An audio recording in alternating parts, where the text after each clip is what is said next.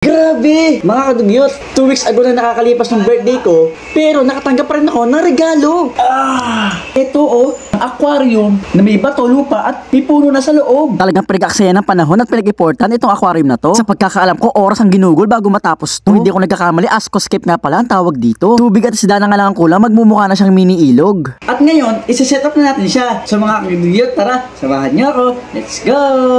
Kaya naman isang umaga, naisip kong itabi siya dito sa isa pang aquarium ko. Bago nga pala niya ibigay sa akin itong aquarium, marami siyang tunuro sa akin tulad ng mga basic things. Tulad itong tinatanggal kong plastic. Meron tayo paggagamitan niya na sobrang useful talaga. Tinuruan din nga pala niya ako kung wala daw akong stock water dito sa amin, pwede ko palang gamitin itong tubig na galon-galon na binibenta sa halagang 20 pesos. At ito na nga yung paggagamitan natin ng plastic. Kapag pala magbubuhos tayo ng tubig, kailangan natin nito. Ang nagagawa pala nito ay para hindi magsabog-sabog yung mga lupa kapag nagbubuhos tayo ng tubig. At nung sinubukan ko nga, grabe, napaka-effective nga. Hindi malakas ang impact ng pagbaksak ng tubig. Hindi kumakalat yung mga lupa at buhangin. Dahil sa plastic, maganda ang pagbaksak ng tubig. O diba, simpleng bagay pero sobrang laki ng tulong. Kinulang nga pala yung galon. Kaya naman kumuha na lang ako na isang pitchel sa gripo. Okay lang naman siguro to, no? Konti lang naman. Sobrang nagulat at nasyak nga pala ako sa kinalabasan. Grabe, napakalinaw. Grabe, sobrang linaw ng tubig. Mas malinaw pa sa picture ng tito ko na si Boy Ubo. Kaya nga siya din makapaniwala. Ganito pala itsura ng Ascoscape. Sobrang ganda. Pero hindi pa dyan natatapos ang birthday gift sa akin. May nagbigay sa akin ng mga gaping isda. Dahil bago lang ako at wala akong alam sa gapi, buti na lang merong mga pangalan. 5 plastic nga pala to ng gapi. Ito nga palang una ay full gold ang pangalan. Next na gapi naman ay pangalan niya ay Power. Nagulat niya ako sa pangalan ng isang to, Santa Claus. Ito namang nasa pang-apat na plastic, ang pangalan niya ay Red Flaming. Bawat plastic nga pala ay 3 piraso ang laman. Itong pinakalas na gapi naman, ang pangalan pala niya ay Rose. Ina-acclimate ko nga muna silang lahat bago natin buksan.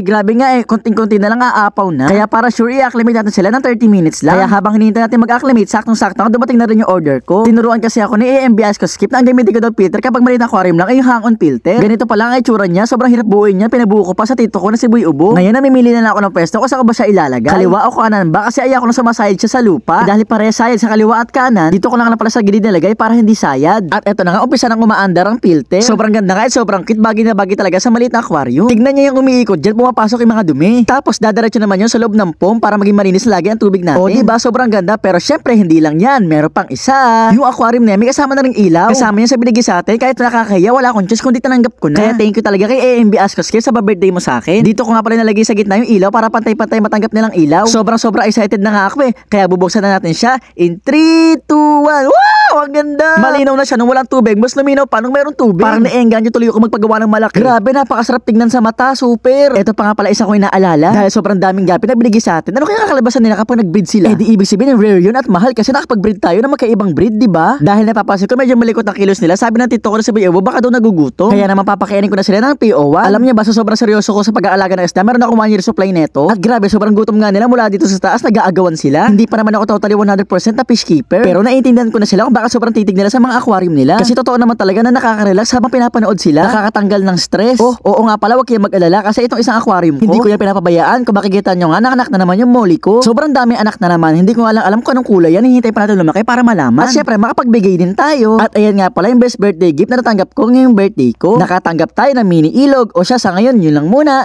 Thanks for watching. Bye-bye! Yeah!